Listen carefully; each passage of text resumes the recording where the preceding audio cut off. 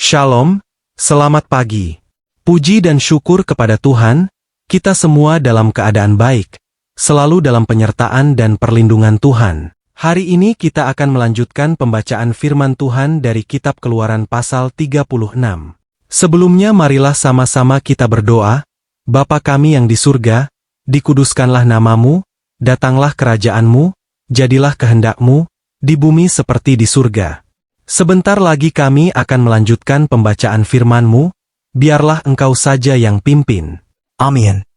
Keluaran 36, demikianlah harus bekerja Bezaleel dan Aholiab, dan setiap orang yang ahli, yang telah dikaruniai Tuhan keahlian dan pengertian, sehingga ia tahu melakukan segala macam pekerjaan untuk mendirikan tempat kudus, tepat menurut yang diperintahkan Tuhan. Lalu Musa memanggil Bezaleel dan Aholiab dan setiap orang yang ahli, yang dalam hatinya telah ditanam Tuhan keahlian, setiap orang yang tergerak hatinya untuk datang melakukan pekerjaan itu. Mereka menerima daripada Musa seluruh persembahan khusus, yang telah dibawa oleh orang Israel untuk melaksanakan pekerjaan mendirikan tempat kudus. Tetapi orang Israel itu masih terus membawa pemberian sukarela kepada Musa tiap-tiap pagi. Dan segala orang ahli yang melakukan seluruh pekerjaan untuk tempat kudus itu, datanglah masing-masing dari pekerjaan yang dilakukannya. Dan berkata kepada Musa, rakyat membawa lebih banyak dari yang diperlukan untuk mengerjakan pekerjaan yang diperintahkan Tuhan untuk dilakukan. Lalu Musa memerintahkan, supaya dimaklumkan di mana-mana di perkemahan itu. Demikian, tidak usah lagi ada orang laki-laki atau perempuan yang membuat sesuatu menjadi persembahan khusus bagi tempat kudus. Demikianlah rakyat itu dicegah membawa persembahan lagi. Sebab bahan yang diperlukan mereka telah cukup untuk melakukan segala pekerjaan itu, bahkan berlebih. Membuat kemah suci, lalu semua ahli di antara tukang-tukang itu membuat kemah suci dari 10 tenda dari lenan halus yang dipintal benangnya dan dari kain ungu tua, kain ungu muda dan kain kirmizi. Dengan ada kerupnya, buatan ahli tenun, dibuat orang semuanya itu. Panjang tiap-tiap tenda 28 hasta dan lebar tiap-tiap tenda 4 hasta. Semua tenda itu sama ukurannya. 5 dari tenda itu dirangkap menjadi satu, dan yang 5 lagi juga dirangkap menjadi satu. Pada rangkapan yang pertama, di tepi satu tenda yang di ujung, dibuatlah sosok-sosok kain ungu tua dan demikian juga di tepi satu tenda yang paling ujung pada rangkapan yang kedua. 50 sosok dibuat orang pada tenda yang pertama dan 50 sosok pada tenda yang di ujung pada rangkapan yang kedua, sehingga sosok-sosok itu tepat berhadapan satu sama lain. Dibuatlah 50 kaitan emas dan disambunglah tenda-tenda kemah suci, yang satu dengan yang lain, dengan memakai kaitan itu, sehingga menjadi satu. Dibuatlah tenda-tenda dari bulu kambing menjadi atap kemah yang menudungi kemah suci, 11 tenda dibuat orang. Panjang tiap-tiap tenda 30 hasta dan 4 hasta lebarnya tiap-tiap tenda, yang 11 tenda itu sama ukurannya. Disambunglah 5 dari tenda itu dengan tersendiri dan 6 dari tenda itu dengan tersendiri.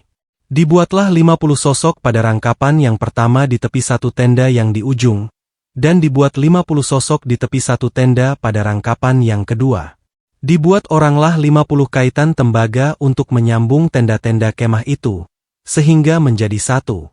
Juga dibuatlah untuk kemah itu tudung dari kulit domba jantan yang diwarnai merah, dan tudung dari kulit lumba-lumba di atasnya lagi.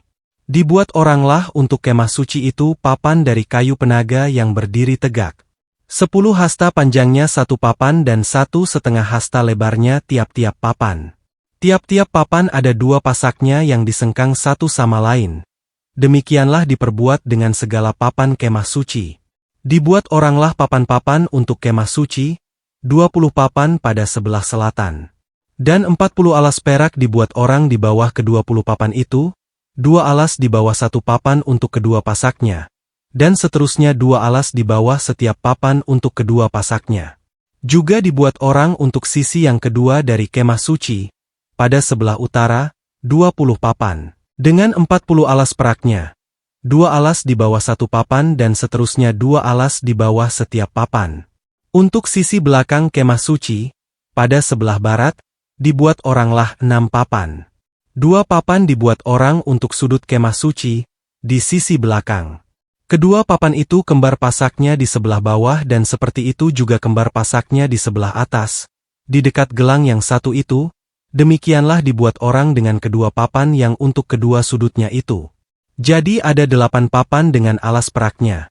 16 alas, 22 alas di bawah satu papan. Dibuatlah juga kayu lintang dari kayu penaga. 5 untuk papan-papan pada sisi yang satu dari kemah suci. 5 kayu lintang untuk papan-papan pada sisi yang kedua dari kemah suci, dan 5 kayu lintang untuk papan-papan kemah suci yang merupakan sisi belakangnya, pada sebelah barat. Dibuat oranglah kayu lintang yang di tengah menjadi melintang terus di tengah-tengah papan-papan itu dari ujung ke ujung.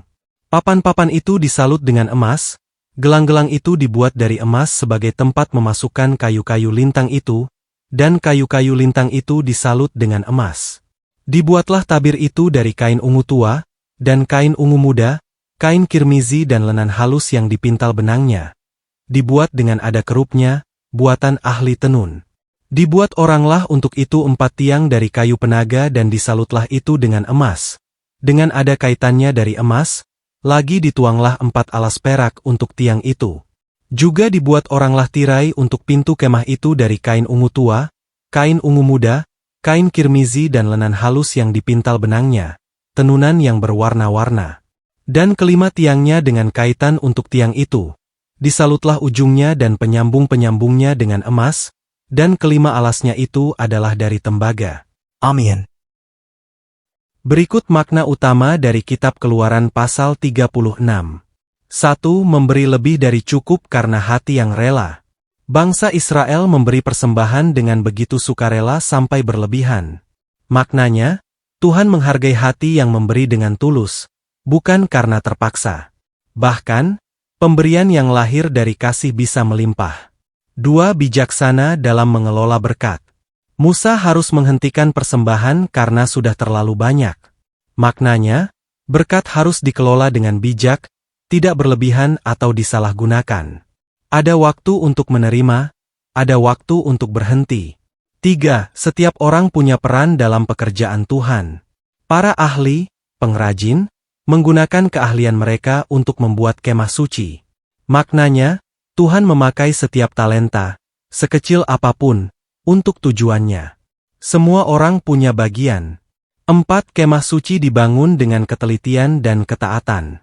Segala sesuatu dibuat sesuai dengan perintah Tuhan secara detail. Maknanya, dalam melayani Tuhan, ketaatan dan kesungguhan lebih penting daripada sekadar hasil akhir. 5. Keindahan dalam kekudusan. Kemah suci dibuat dengan bahan terbaik dan penuh keindahan. Maknanya, apa yang dipersembahkan untuk Tuhan seharusnya yang terbaik, mencerminkan hormat dan kasih kita kepadanya.